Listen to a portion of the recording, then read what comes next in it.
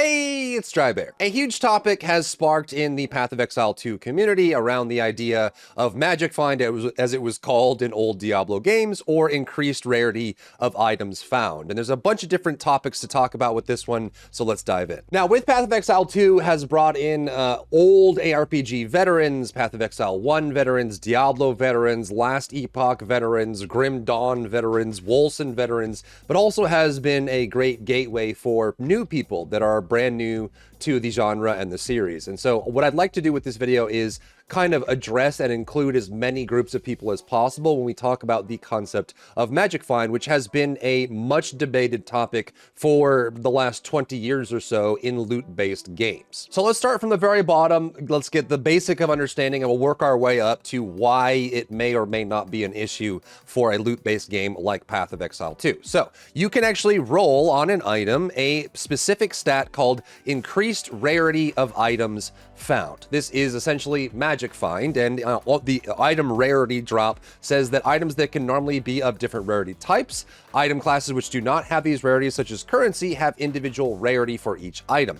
2 modifiers, 6 modifiers, whatever, more powerful and dangerous enemies are more likely to drop rarer items. However, you can increase this amount, like increase your chance of finding better loot by adding it to different pieces of your gear, overall getting more and more loot as you go along. And you may not know this, especially if you're new to this game, but there are also rarities of everything that drops. Piles of gold can have rarities. Sometimes you may find a pile of gold that is 7 gold, or a pile of gold next to it that's 6,000 gold, and that's just because there are tiers to the drops that drop on the ground. There are rarities to the drops that drop on the ground, and this can affect the amount of currency items that you're getting, chaos orbs, divine orbs, exalted orbs, the amount of gold that you get on the ground, the quality of the items that you get. It's not just your chance to find unique items, it affects everything. And so there's a discussion around whether this sort of stat should exist on gear for a multitude of reasons. Now, from a layman's perspective, you would probably say, who cares? There are people that are going to want to build a more magic find or like farming style build, and there are going to be people that want to build more of a hardcore pushing build, right? You probably don't want to run magic find if you're trying to kill the uber pinnacle boss of the game, the hardest boss period, but you may want to run magic find if you're just doing maps or atlas or progressing through the late stages of the campaign so that you can get more loot. So what's the big deal? The problem comes into several different forms. So first, let's talk about the variety of builds that can be run. In many cases, what you'll do when you play a Path of Exile League, or this is true for pretty much every ARPG, is you'll start a character, and then for the next few months, you will then spend time gearing that character up, overcoming obstacles, getting stronger and stronger, ultimately perfecting your build. But with a stat like Magic Find, you can greatly increase the rate at which you do that. This also is exacerbated by the different types of leagues as well. So if you're in a trade league, it means that the people that use Magic Find are going to be able to farm not only better items that they can sell on the trade website, but they also will be able to farm increased amounts of currency items. So Magic Find builds that use a large amount of Magic Find will essentially inflate the cost of items, because someone who's running, say, 120% Magic Find may get 30 to 200 exalted orbs an hour, and someone who's running a very, combat focused build with 0% magic find may get 5 to 25 exalted orbs an hour. And because both those builds exist in the same trade league, the person that's getting a lot more currency is again going to have a lot more income and is going to be able to spend more and price things differently, essentially increasing the price of the items on the trade. And you're even seeing people now on the trade website, they're saying, okay, I need an item upgrade, but this thing costs 500 exalted orbs or 70 exalted orbs or 10 divine orbs. How am I supposed to farm that with the build that I have when I get 1 divine orb a week? But this also gets extended to solo self-found. So solo self-found, if you don't know what that is a setting setting that you can permanently set on your character. You can swap it off later once they implement it into the game, but it is exactly what the name suggests. Solo means that you can't really party up with other people. You can't have anyone help you clear anything. You have to do it yourself. And self-found means that all of the loot and items you get are self-found. You can't trade with anyone. You can't interact with other players. You can't go onto the market, that sort of thing. So you're on your own sort of thing. And even though you don't have to worry about inflation of items this way, it still brings in a major question on whether you need to have Magic Find or not, because in the case that you're solo self-found, yes, the currency items are not going to be needed for trading. However, those currency items double as crafting items as well. And so maybe you don't need 10 divine orbs to buy something on the auction house or on the market. You might need 10 divine orbs to re-roll stats on an item you desperately need. Or maybe you need chaos orbs to scrub bad stats. Maybe you need the exalted orbs to add stats and things like that. Maybe you need regal orbs to upgrade blue items so that you can actually use them. So again, if you can greatly increase the amount of currency / trading items you can get, even in a non-trade league, you definitely will be considering it because you need to be able to have that kind of power. Which comes back to a very common debate in progression-based games, which is the idea of efficiency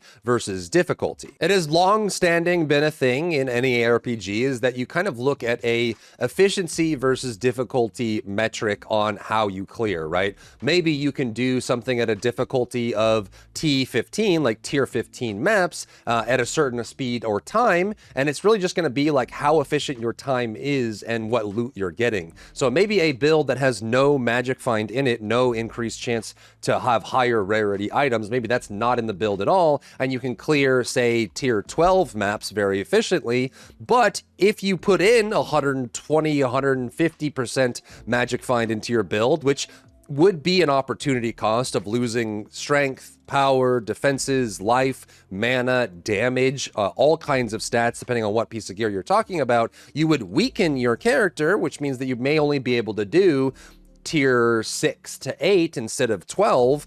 However, the magic find itself means that you would be getting more overall currency, drops, and better gear because the increase is more than the amount you would get from the difficulty of the maps that you were doing, which just opens up a whole conversation of, should this even be a thing? Should you always be trying to be the strongest, best version of your character that you can? Or should you be intentionally gimping yourself in strength and efficacy so that you could get better loot drops and farm things that are beneath your character's capabilities so that you could end up benefiting more in the long run because you're running this stat on your gear? So while yes, many people that play kind of like solo self-found and they just play casually when they are off work, they probably don't care whether or not magic find or increased rarity to find items is on the gear that they find. But I think from a more global community perspective, there's a question of whether it should be there at all, because it is such a valuable statistic, such a valuable boon to your character that in many cases, if you're trying to be competitive,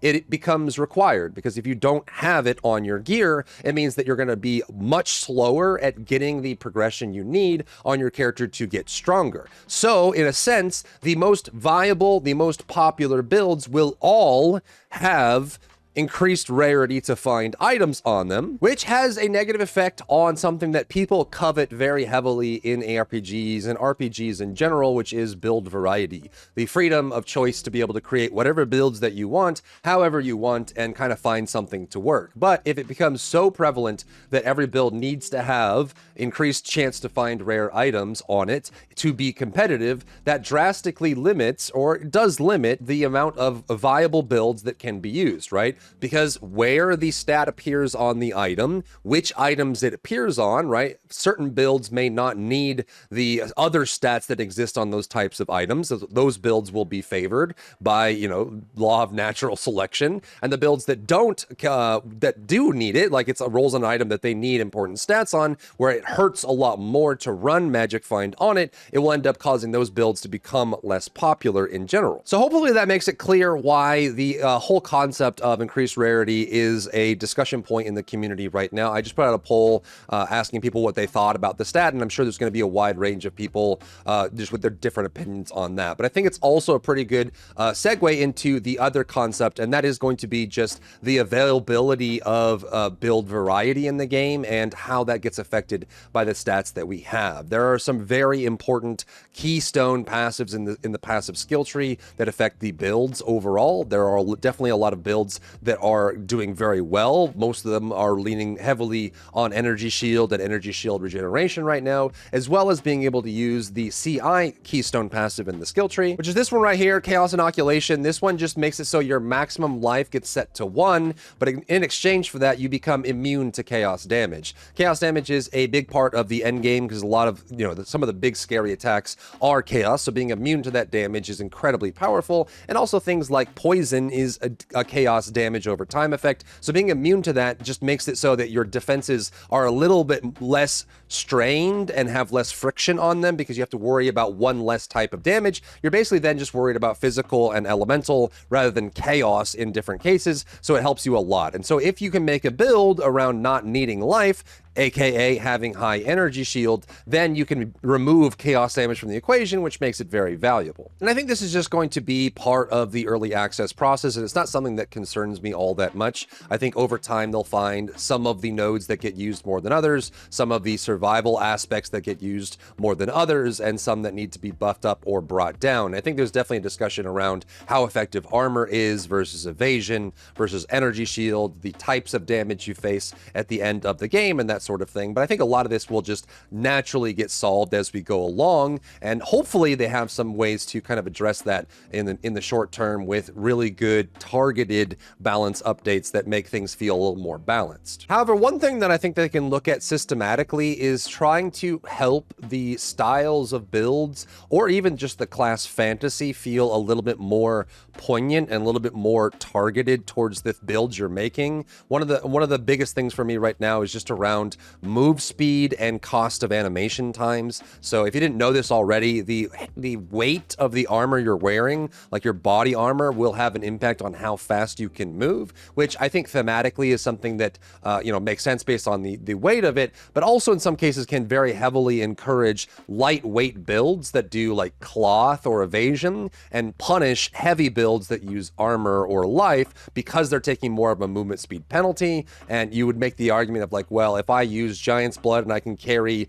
2 tree logs as my weapons, but some chainmail slows me down, that's kind of odd, that sort of thing. And even beyond just movement speed, I would love to see some adjustments to the idea of animation times as well. I think it's actually cool to have longer animations for some of the effects in the game, specifically like warrior attacks or even some of the mercenary attacks can be quite long relative to some of the other classes. And I think that's perfectly fine, and I think they can also find ways to balance around that. An example I can give is the Destroyer class in Lost Ark, which is an MMO ARPG. It's quite different, obviously. Doesn't have the same systems or things like that, but there is a class in Lost Ark, if you've never played it, called the Destroyer, and they wield a gigantic hammer, and they do very, very slow attacks. They are by far the slowest, if not, top 2 slowest classes in the entire game. However, to counteract this, they end up having super high tankiness.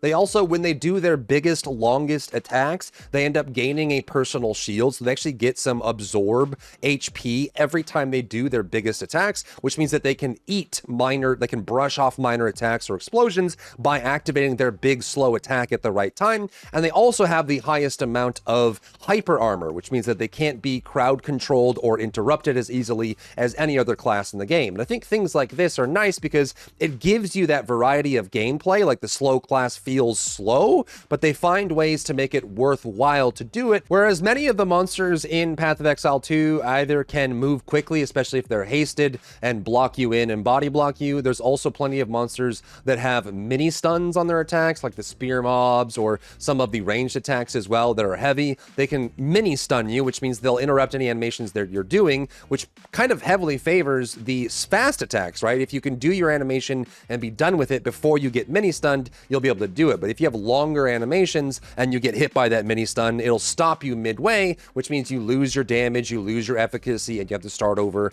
on the animation again. So I think either they need to remove these kinds of attacks to make it a fair playing field, or find ways for the classes that have these big slow attacks to be able to use them in confidence that makes it feel like the game has the variety that it should or is aiming to have long term. But I think that's all part of healthy discourse, figuring out where the game should go and where things are at. And I think a cool, interesting situation for Path of Exile 2 is it has brought in a wide set audience. Hardcore, not hardcore, veterans, new players, people learning, people just having their own fun. So let me know what you think about this idea, this concept of kind of more compulsory stat limitations, and also the variety of builds and where the game is right now and your experience compared to this discussion topic that is kind of spreading through the community right now. If you found value in today's video, leave a like down below, leave a comment for the algorithm to help this video get seen by more people, and don't forget to check out my other channels for other content and other stuff and other things.